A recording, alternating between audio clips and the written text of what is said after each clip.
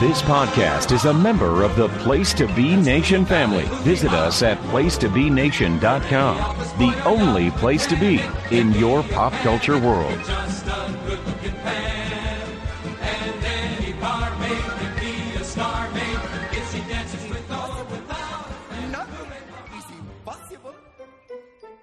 You're sure to do impossible things if you follow your heart. Your dreams will fly on magical wings. Place to Be Nation, welcome back to another edition of the movie review of the day here on the Pop Experience. I am Steve Riddle, back again for another go-around, and today we are continuing my journey here through the films of one Mr. Don Bluth. Kind of getting to the halfway point here. We covered a lot of really good films that he's done, and some of my personal favorites. And now as we kind of hit the back half here, we're going to be talking about films that I've actually never seen before, so this will be my first time watching them.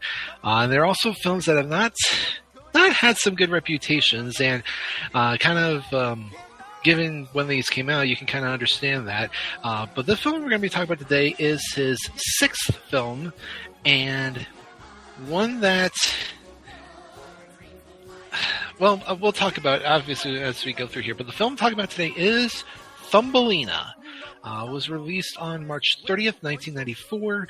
A budget of $28 million, box office $17 million. So, again, a little bit of a loss there. Starring Jodi Benson, Gary Imhoff, Gino Conforti, Barbara Cook, Kenneth Mars, June Foray, Joe Lynch, Gilbert Gottfried, Carol Channing, John Hurt, Charo, and others. It is based off the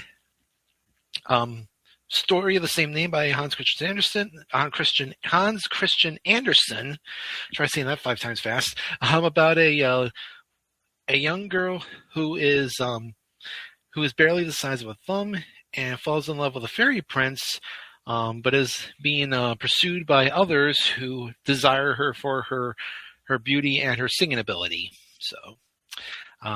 As I normally do, I will go ahead and start off here with the 3 things that worked and 3 things that didn't work. So, 3 things that worked. Number 1, I mentioned it a couple of times when talking about Don Bluth, about how he clearly took a lot of stuff that he learned from Disney when he was working there and brought it to his own films. I kind of thought of the quotes like, you could take the animator out of Disney, but you can't take the Disney out of the animator. And making this, doing a... I don't know if I would consider this a princess film. I mean, I know it is obviously based off a fairy tale, and you can argue that, when Thumbelina marries Cornelius, she becomes a princess, so there is that. But, obviously, Thumbelina is one of those weird, one of those kind of stories that it had been done before, back in 52. And, my apologies, 52, because I thought that was what what inspired Bluth to do the film. No, the film that he was inspired by was called Hans Christian Andersen, so it was about the author, though it does though it does touch on a lot of his famous stories. And obviously, when you think of Hans Christian Andersen, the main one you think of course, is The Little Mermaid. But I know that this is definitely one that I always knew about when I was little. So, and there actually been a couple of other adaptations of Thumbelina prior to that. There was one in '66 called The Daydreamer. There was one in '78 that was done in Japan. Then one in '92, 2 years prior. And now this one. So it's again one of those stories that you don't think about a lot, and you can argue that this is probably the most famous one. Which I don't know what that's saying, given the reception behind it. But I thought that was interesting there. Number 2. Cornelius is definitely he falls in love with Thumbelina the first time he sees her, and then he spends the majority of the film trying to find her after she's in essence kidnapped. And he's very dedicated to finding her, to the point that he even is willing to get frozen solid in a pond if that's what it takes to find her, and seeing them kind of come together at the end there, and finally being able to be together to the point that Thumbelina actually becomes a fairy herself, in essence. I did like that part of the story. I thought it was really well done, and they made you you definitely felt for Cornelius that he was willing to move heaven and earth, as it were, to be with Thumbelina. So I did like that part of the film. And then number 3, I thought it was very interesting to bring in Barry Manilow to work on the score. Disney would kind of take a point. That's where Disney would kind of take a point there later in the decade when they brought in Phil Collins to do Tarzan. And obviously, Barry Manilow at the time was still. I mean, I think he had kind of cooled off in the '90s, but he was still obviously very recognizable. So having him attached to the film to do the soundtrack, I thought was a good get for Don Bluth, and it wouldn't be the last time. He would also help out with our next film. Actually, oh no, not our next film. The 2 films from now, The Pebble and the Penguin, and then he was supposed to be part of a third one, which was based off Rapunzel, and Manilow was actually supposed to have a role in the film, but that film ended up being canceled. So, and I thought the soundtrack here was a highlight. I mean, the songs were fine. Nothing like you're going to hear from they're not going to stand up to like a Disney soundtrack or anything, but for an animated soundtrack, it wasn't terrible. So I do want to say that as well. And now we'll go to the 3 things that didn't work. And right off the bat, number 1, I felt so bad for Thumbelina because she is, I hate to put the word, but she's basically exploited throughout the entirety of the film, because she's obviously a young lady, very naive to the outside world. Obviously having never seen, being the only person of her size living in the world, and she gets, kind of pulled in different directions by everybody that's just so enamored with her voice. I mean, you got these the toads here, including Grundle, who wants to marry her because he loves her voice. You have the beetle who wants to bring her into a show, but then they turn, he claims that she's ugly, and then you even the Miss Field Mouse who tries to convince her to marry Mr. Mole just so that he could, because he also loves her for her voice. So, the only one that really loves her for her is Cornelius, and she definitely, and all these other characters are just after her because of her voice. So it definitely felt again very exploitive of her, and these characters, some of these, there's a few characters in here that actually care about her well-being, like Cornelius and even Giacomo, but the rest just very they're just very I'm trying to think of the right word, but they're very again, exploitive, I think would be the best way to say I would describe it. So number 2, I know obviously Jodi Benson has done other things. She is a voice actress, and she obviously has done many other films, mainly voice acting and that sort of thing. Very rarely she actually appears in person. She was in terms of like live action films, she was in Enchanted. She was actually in the live action remake of The Little Mermaid as a market vendor. But that's my point is that when it comes to Jodi Benson, she'll always be Ariel to me, and I give them credit for wanting to bring her in because obviously she has a great voice and she is a great singer, and I think that was probably the main reason that Don Bluth cast her as Thumbelina, because he needs someone that could sing, and Jodi Benson can. So. And hearing her songs on here, like the song "Soon," which it's a nice song, but it definitely felt like Great Value, Part of Your World, and and I just feel like that maybe this was an instance where Bluth could have gotten somebody else, another actress that could also sing, or maybe just have like do what we'll see later in a later film that he does, where he has someone for the singing voice, someone for the speaking voice, and just as two different actresses. But again, I thought Jodi Benson was fine in this role.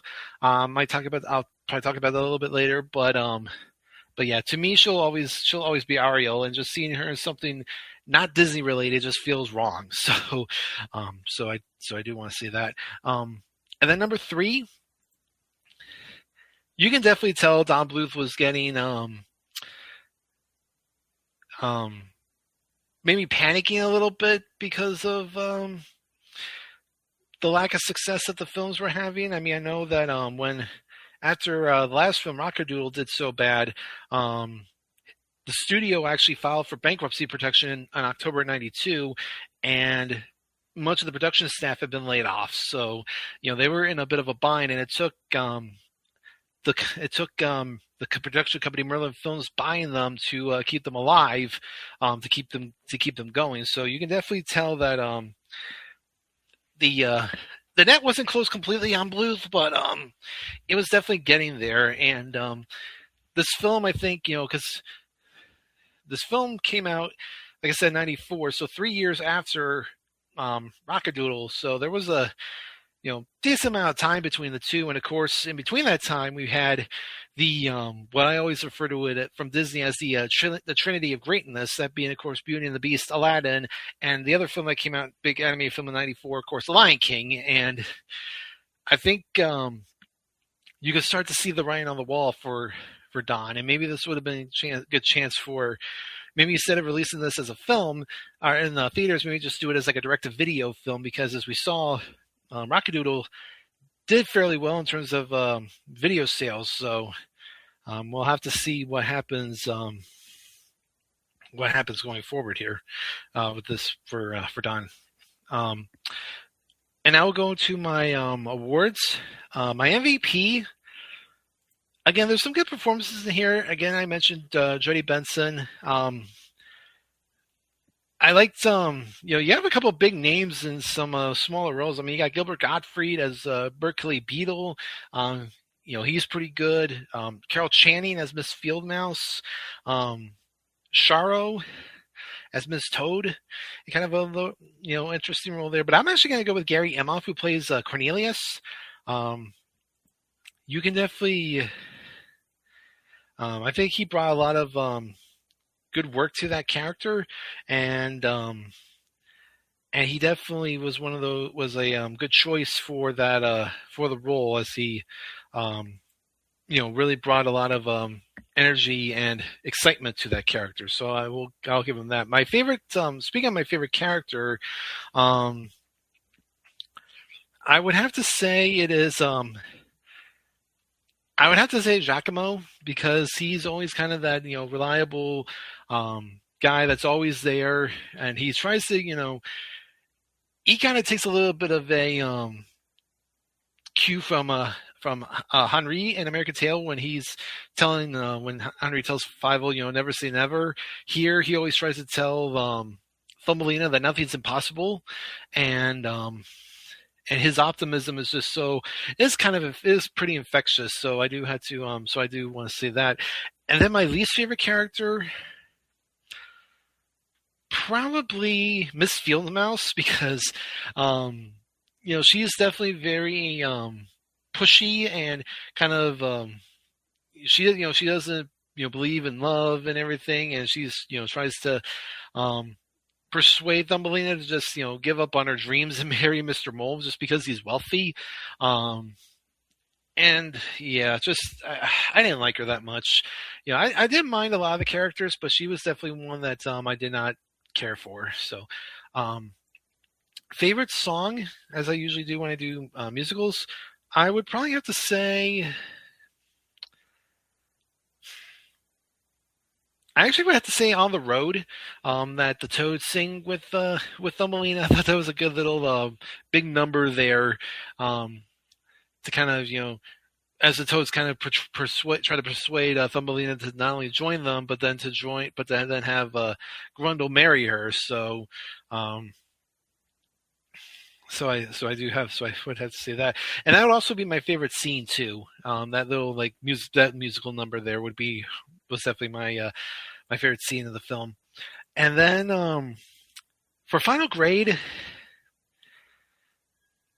I really wanted to like this.